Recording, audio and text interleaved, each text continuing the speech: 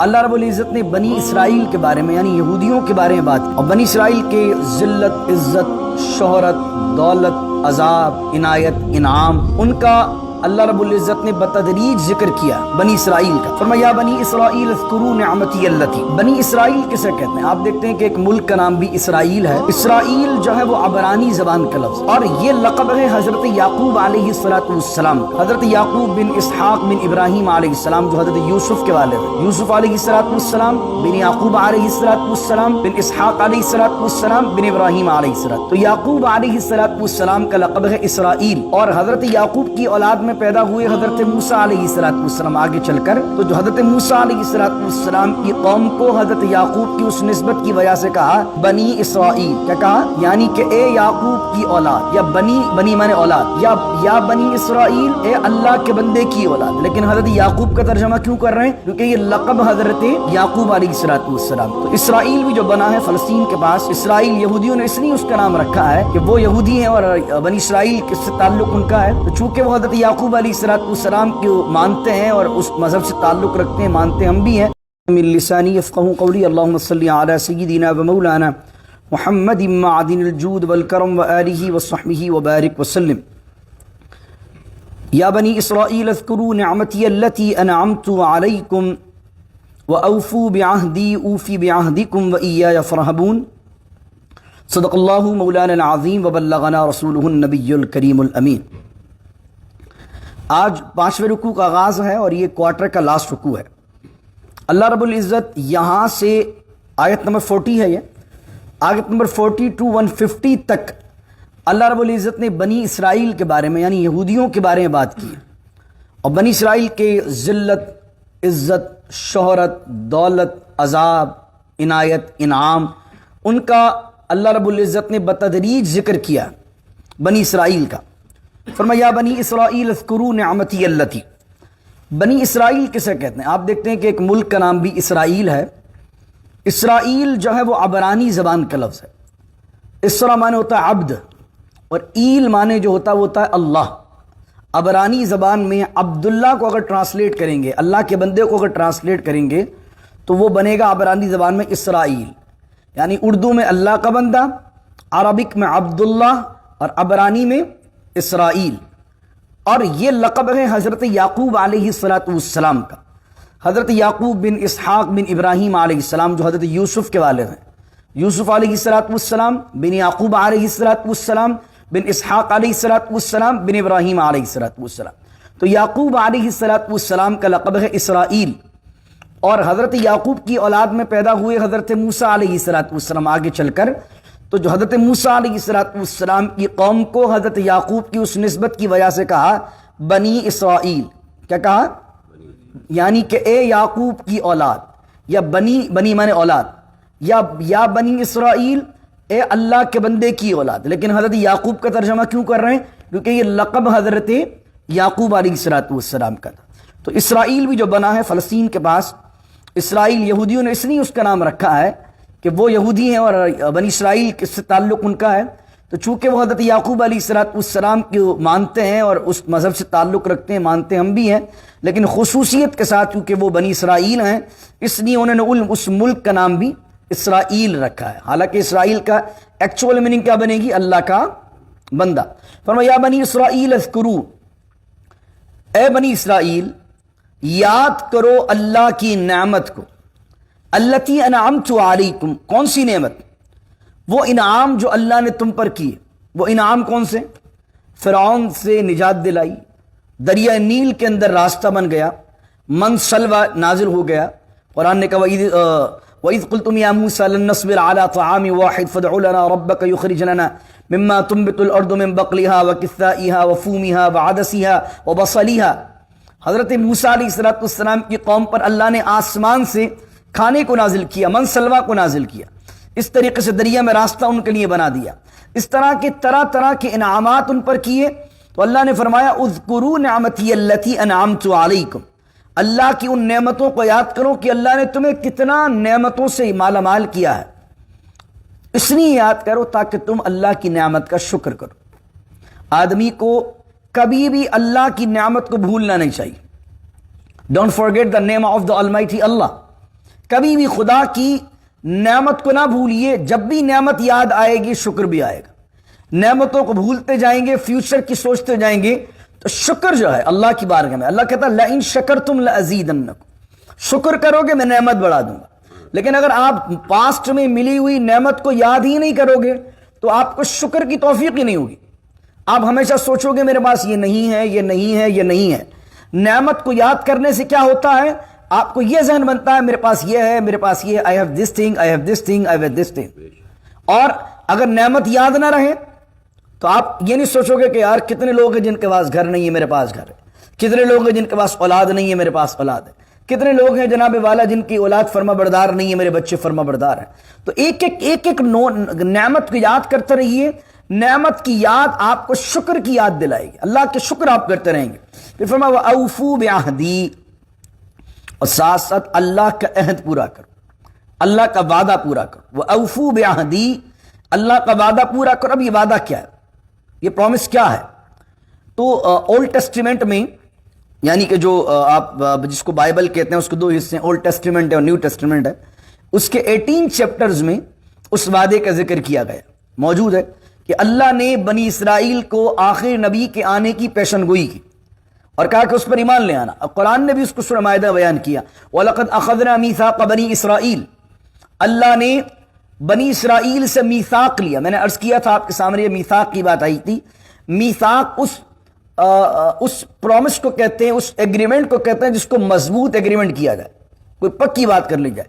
تو فرمایا وَلَقَدْ أَخَذْنَا مِيثَاقَ بَنِي إِسْرَائِيل، کیا بھائی اسرائیل سے لیا، وَبَعَثْنَا مِنْهُمُ 12 نَقِيبًا، اللہ نے 12 سردار ان میں مقرر کر دیے۔ اور فرمایا وَقَالَ اللَّهُ إِنِّي مَعَكُمْ، اللہ نے کہا کہ میں تمہارے ساتھ ہوں۔ بنی اسرائیل سے کہا لَإِنْ أَقَمْتُمُ الصَّلَاةَ وَآتَيْتُمُ الزَّكَاةَ وَآمَنْتُمْ بِرُسُلِي وَعَزَّرْتُمُوهُمْ وَأَقْرَضْتُمُ اللَّهَ قَرْضًا حَسَنًا، فرمایا اگر تم نماز قائم کرو، وآتیتم الزکاۃ، زکات دو، اور فرمایا وآمنتم برسلی، اور سارے نبیوں پر ایمان لاؤ، وعزرتموہم، ان کی عزت کرو، واقرضتم اللہ قرضا حسنا، اگر اللہ کو قرض حسنا دو، یعنی اللہ کی راہ میں جو مال اللہ نے تمہیں دیا ہے اس کو خیرات کرو، تو لئن کفرتم سیئاتکم، اگر تم یہ کرو گے تو اللہ تمہاری برائیوں کو مٹا دے گا اور تمہیں جنت میں داخل کر دے گا۔ تو ان سے وعدہ کیا لیا گیا کہ یہ نماز پڑھنی ہے، زکوٰۃ دینی ہے، رسولوں پر ایمان لانا ہے۔ تو اب جب رسول اللہ کو بھیج دیا گیا اور یہودی ایمان نہیں لا رہے تو اللہ کہہ رہا وَأَوْفُوا بِعَهْدِي، اپنا عہد پورا کرو، وعدہ پورا کرو۔ اگر تم اپنا وعدہ پورا کرو گے، اوفی بِعَهْدِكُمْ، اللہ اپنا وعدہ پورا کرے گا۔ کس طریقے سے؟ کہ تم اس کے نبی پر ایمان لاؤ گے، فرمایا لئن کفرتم سیئاتکم، اللہ رب العزت تمہارے گناہوں کو معاف کر دے گا، تمہاری خطاؤں کو جو تم نے زمانے ماضی میں کی ہوں گی رسول اللہ پر ایمان کی وجہ سے ساری معاف کر دی جائیں گی۔ اور فرمایا پھر اللہ اپنا اس طرح وعدہ کرے گا وَلَأُدْخِلَنَّكُمْ جَنَّاتٍ تَجْرِي مِن تَحْتِهَا الْأَنْهَارُ، اور تمہیں جنت کا داخلہ عطا کر دیا جائے گا۔ وَإِيَّايَ فَارْهَبُونَ، اور تم اللہ سے ہی ڈرو۔ وَإِيَّايَ، اللہ ہی سے ڈرنا چاہیے، یعنی یہ نہ سوچو کہ اگر ایمان لے آئے تو یہودی تمہارے جو پرانے لوگ ہیں وہ کیا کہیں گے، وہ تو ہمیں تانے دیں گے کہ تم نے دین کو چینج کر لیا، تم ایک نئے رسول پر ایمان لے آئے، تو ان سے نہ ڈرو۔ وَإِيَّايَ فَارْهَبُونَ، اللہ سے ڈرو۔ پھر فرمایا وَآمِنُوا بِمَا أَنزَلْتُ مُصَدِّقًا لِمَا مَعَكُمْ، اور ایمان لاؤ اس چیز پر، یعنی قرآن پر، مصدقا لما معکم، وہ قرآن کون سا ہے؟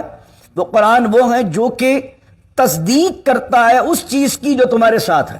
یعنی اس سے مراد کیا ہے کہ جس توریت کو تم پڑھ رہے ہو، توریت میں جو تم نے باتیں پڑھی حضرت موسیٰ کی، حضرت عیسیٰ، حضرت جناب والا اور دیگر انبیاء علیہم السلام کی، تو قرآن کو جب تم پڑھو گے تو قرآن تمہیں بتائے گا، تصدیق کرے گا کہ وہ توریت بھی اللہ کی ہی کتاب ہے۔ یعنی وہ باتیں اس میں جو تم نے تحریف کر دی وہ نہیں، جو آج تک ابھی اپنی اصلی حالت میں موجود ہیں، قرآن تمہیں بتائے گا کہ وہ ساری باتیں اللہ کی سچی باتیں ہیں، کیونکہ قرآن ان پچھلی باتوں کی بھی اور ان پچھلے نبیوں کی بھی تصدیق کرتا۔ وَلَا تَكُونُوا أَوَّلَ كَافِرٍ بِهِ، اور نہ بنو پہلے کافر، قرآن کا پہلا انکار کرنے والے۔ یہاں سوال یہ ہوتا ہے کہ حضور علیہ السلام کا جو واسطہ پڑھا ہے یہودیوں سے، وہ تو مدینے میں پڑھا ہے، اور مشرکین تو پہلے کافر بن چکے تھے حضور پر ایمان نہ لا کر، تو یہودیوں سے کیوں کہا جا رہا ہے یہ پہلے کافر نہ بن؟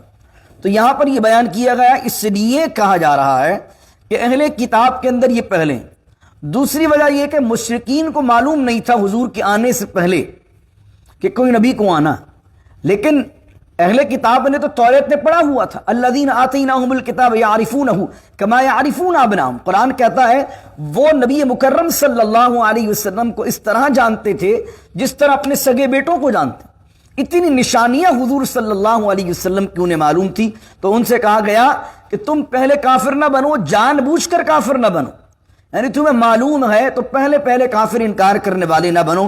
اور وَلَا تَشْتَرُوا بِآيَاتِي ثَمَنًا قَلِيلًا، اور اللہ کی آیتوں کو نہ بیچو ثمنًا قلیلا، ثمن کہتے ہیں پیسوں کو، قلیل مانے تھوڑے پیسے، تو ثمنًا قلیلا، اللہ کی آیتوں کو تھوڑے پیسے کے بدلے نہ بیچو۔ اس سے مراد کیا؟ کوئی اس کا معنی یہ لے کہ یار تھوڑے پیسے لینا نہیں چاہیے، زیادہ لینا چاہیے۔ قرآن تو یہ بیان کر رہا نا، تھوڑے پیسے کے تم بیچو تو بہت تھوڑے اماؤنٹ نہیں لگانا چاہیے، بیچنا چاہیے تو ہائی پرائس سے بیچنا چاہیے۔ یہاں پر یہ مراد نہیں ہے، کوئی اس سے یہ مراد معاذ اللہ نکال رہے کہ بھائی اللہ نے خود منع کیا کہ ہائی پرائز لینے، کم پرائز نہیں لینے، معاذ اللہ دین کو بیچنے کے لیے بڑے پرائز لو۔ مراد یہ ہے کہ اللہ کی آیت، اللہ کی نشانی، اللہ کی نشانی پر عمل کرنے کی وجہ سے، اس کے احکامات پر عمل کرنے کی وجہ سے جو تمہیں جنت اللہ عطا کرے گا، اپنی فرما برداری تمہیں عطا کرے گا، اس کے مقابلے میں اگر ساری دنیا بھی تمہیں کوئی دے دے تو اس کی حیثیت ثمنً قلیلہ ہے، وہ تھوڑی کی ہے۔ اللہ کی ایک آیت کے مقابلے کے اندر یہ ساری دنیا کی قیمت بھی نہیں ہو سکتی۔ تو اللہ کے دین کو نہ بیچو۔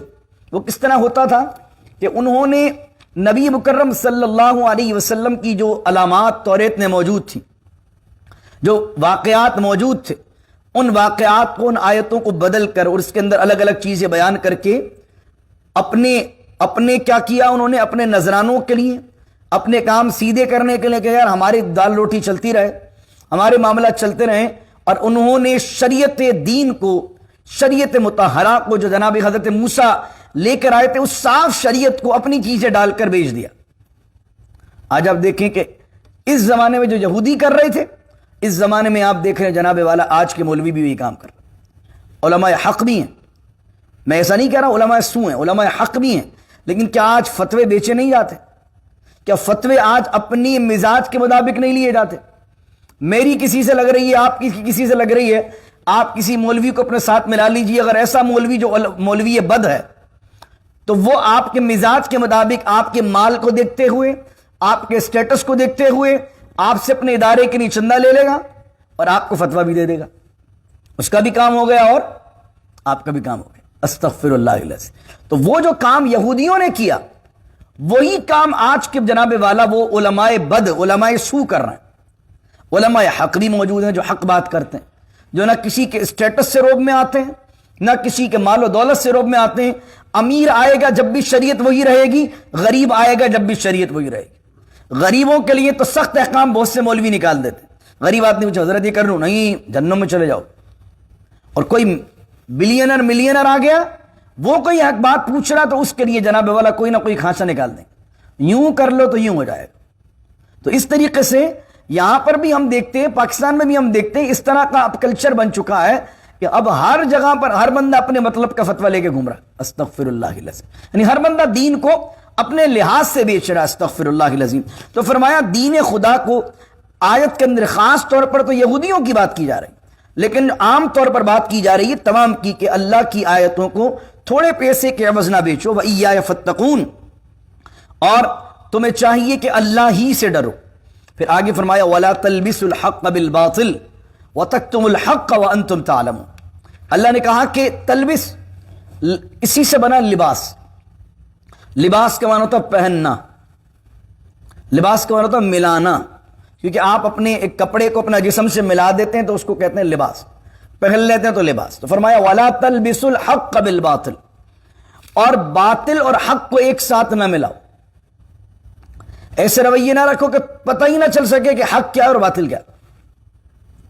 یہ ہمارے یہاں لوگ جو دونوں طرف ہاتھ ملا رہے ہوتے ہیں، دونوں طرف لڈو رکھ رہے ہوتے ہیں، وہ پتہ ہی نہیں پڑ پاتا آدمی کو حق کیا باطل کیا۔ تو وَلَا تَلْبِسُوا الْحَقَّ، تفسیر خازن میں لکھا کہ اس آیت میں خاص طور پر بات کی جا رہی ہے یہودیوں سے، اور عام طور پر ہر مسلمان کے لیے حکم ہے۔ وہ کیا حکم ہے کہ خاص طور پر یہودی کیا کرتے تھے کہ جو آیتیں رسول کریم صلی اللہ علیہ وسلم کے لیے نازل ہوئی توریت کے اندر، اس کے اندر جو ہے اپنی طرف سے دو چار باتیں ملا دیتے تھے، باطل چیزیں ملا دیتے تھے۔ وَتَكْتُمُ الْحَقَّ، تکتم کہتے ہیں چھپانے کو، اور حق کو چھپاتے تھے وَأَنْتُمْ تَعْلَمُونَ، جان بوجھ کر۔ اور تعویل عام میں کیا بات کی گئی؟ تعویل عام میں بات یہ کی گئی، ابن خازن نے لکھا، فرمایا اس سے مراد تمام مسلمانوں کو خطاب ہے کہ اپنے رویے سے رکھو کہ حق واضح ہو، باطل واضح ہو، حق کو نہ چھپاؤ۔ حق کوئی بات دیکھ رہے ہو، حق بولو، چھپاؤ نہیں اس کو، بولو اس کے لیے۔ نبی کریم صلی اللہ علیہ وسلم نے فرمایا، متفق علیہ حدیث ہے، من رآ منکم منکرا فلیغیر بیدیہ، حضور علیہ السلام نے فرمایا اگر تم کوئی برائی ہوتے دیکھو تو اس کو ہاتھ سے روکو، اگر ہاتھ سے نہیں روک سکتے تو زبان سے برا کہو، اگر زبان سے برا نہیں کہہ سکتے تو دل میں اس کو برا جانو، وَذَلِكَ أَضْعَفُ مِنَ الْإِيمَانِ، او کما قال علیہ السلام، اور اگر تم برائی کو دل میں کم از کم برا جانتے ہو تو یہ ایمان کا اضعف یعنی کمزور ترین درجہ ہے۔ اور اگر برائی تمہیں برائی نہ لگے تو سمجھو وہ کمزور درجہ بھی دل میں نہیں، تمہیں بری چیز بری نہیں لگ رہی ہے یار۔ بعض اوقات لوگ کہتے ہیں یار جذباتی نہیں ہوا کرو بھائی، غصے میں نہیں آیا کرو۔ ارے بابا جذبات فضول میں بہنا یہ خامی ہے، لیکن جذبات جہاں بہنے چاہیے، جہاں حق بات پر غصہ آنا چاہیے وہاں بھی غصہ نہیں آیا تو پھر آدمی کے دل میں ضمیر ہی نہیں۔ لیکن ہاں جہاں غصہ نہیں آ رہا اس ہر وقت غصے میں رہ رہا، ہر وقت ہر کسی کو جھاڑ رہا، ہر کسی سے بدتمیزی کر رہے ہو آپ، ہر بندہ گھر میں جا رہے ہو بیوی کو سنا رہے ہو، بچوں کو سنا رہے ہو، باہر آ رہے ہو دوستوں سے بات صحیح نہیں کر رہے ہو، کسٹمر سے الٹی بات کر رہے ہو، تو یہ آپ پھر پاگل ہو گئے، آپ کا دماغ کھسک گیا۔ آپ یہ نہیں کہہ سکتے میں تو حق بات کرتا ہوں، بھائی حق کیا بات کرو، تم تو ہر وقت اسی مزاج میں رہتے۔ لیکن آدمی ہو شریف، شرافت والا ہو، بہت نارمل زندگی گزارتا، لیکن ہاں کوئی چیز غلط ہوتے دیکھے اور حق بات پر بولے تو اب یہ جناب والا اس کی شرافت ہے۔ یہ وہی چیز ہے جس کے بارے میں حضور نے فرمایا کہ ہاتھ سے روکو، نہیں کر سکتے زبان سے برا کہو، نہیں کر سکتے تو دل میں برا جانو۔ تو حق اور باطل کے اندر فرق کیجئے۔ اس یہاں پر صراط الجنان میں حضرت مفتی قاسم صاحب جو اس وقت دعوت اسلامی کے بڑے مفتی ہیں، انہوں نے ایک تفسیر لکھی ہے، تفسیر صراط الجنان، اس میں انہوں نے بھی اس آیت کے تحت یہ بات لکھی ہے۔ فرمایا بعض اوقات آدمی اس مزاج سے سمجھتا ہے کہ چھوٹا موٹا فتنہ ہے، لیکن جب آدمی حق اور باطل کو ملا دیتا ہے تو اس سے پھر بڑے بڑے فسادات جنم لیتے ہیں۔ آپ غلط آدمی کو یہ نہ کہیں کہ تو غلط ہے، تو وہ تو بیچارہ اس غلط فہمی میں جیتا رہے گا کہ یار لوگ مجھے صحیح سمجھتے ہیں۔ غلط آدمی کو آپ یہ کہیں گے یار تو نے غلط کیا، تو غلط کر رہا ہے۔ اسی طریقے سے خاندانی میٹرز بھی ہو جاتے ہیں۔ کئی دفعہ میں نے دیکھا کہ میاں بیوی کی لڑائی ہو گئی، اب جو میڈیٹر بنا ہے وہ میڈیٹر کہتا ہے کہ یار نہ میں وہاں سے گندا ہوں نہ میں یہاں سے گندا ہوں، ان کے پاس جاؤں تو یار تم بالکل صحیح ہو، یہاں جاؤں تو بولے تم بھی بالکل صحیح ہو۔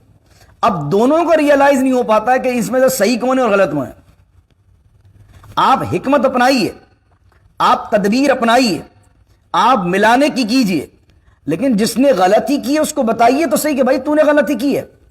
اگر آپ اس کو بتاؤ گے نہیں کہ تو نے غلط کیا ہے تو اس کو کبھی یہ ریئلائز ہوگا کہ اس نے غلط کیا۔ تو قرآن نے کیا کہا، وَلَا تَلْبِسُوا الْحَقَّ بِالْبَاطِلِ، حق اور باطل کو نہ ملاؤ، آپس میں گڈمڈ نہ کرو، اور وَتَكْتُمُوا الْحَقَّ، اور حق کو نہ چھپاؤ، وَأَنْتُمْ تَعْلَمُونَ، اور جان بوجھتے ہوئے تم۔ ایک یہ شخص ہے، ایک آدمی اس کو معلوم ہی نہیں ہے کچھ، اس کو پتہ ہی نہیں ہے کہ یار دو پارٹیز ہیں یا دو میاں بیوی ہیں، ان دونوں میں قصور کس کا ہے، اس کو پتہ ہی نہیں حق کیا ہے۔ تو اب وہ کسی ایک پارٹی کی طرف چلا جائے یا ایک میاں کی طرفداری کر لے یا بیوی کی طرفداری کر لے، تو ابھی تو اس کو کچھ پتہ ہی نہیں ہے۔ تو چلیں اس معاملے کے اندر پہلے تو وہ چیز جانے کہ آیا کہ میٹر ہے کیا، اور جب حق واضح ہو جائے، باطل واضح ہو جائے تو جناب والا اب تمیز کرے اس میں کہ حق کیا اور باطل کیا۔ پھر آگے بیان کیا گیا، اس کو میں انشاءاللہ کل آگے بیان کروں گا۔ وَأَقِيمُوا الصَّلَاةَ، یہاں پر یہ بات بیان کرنے کے بعد پھر کہا جا رہا ہے اقیم الصلاۃ وآتوا الزکات، نماز قائم کرو، زکات دو، اور رکوع کرنے والوں کے ساتھ رکوع کرو۔ انشاءاللہ عز و جل اس پر میں تفصیلی طور پر کل گفتگو کروں گا، لیکن آپ یہاں دیکھیں نماز کی بات بعد میں آئی، زکات کی بات بعد میں آئی، رکوع کی بات بعد میں آئی، عبادت کی بات بعد میں آئی، پہلے معاملات کی بات پہلے آئی۔ پہلے کیا کہا کہ جو اللہ رب العزت نے دین تمہیں دیا اس کو نہ بیچو، شریعت کو الٹا پلٹا نہ کرو، اللہ کی آیتوں کو نہ بیچو۔ پھر کہا گیا کہ حق اور باطل کے اندر فرق کرو، حق اور باطل کو ملاؤ نہیں، حق کو چھپاؤ نہیں، جب تمہارے معاملات صحیح ہو جائیں گے پھر فرمایا واقیم الصلاۃ، نماز قائم کرو۔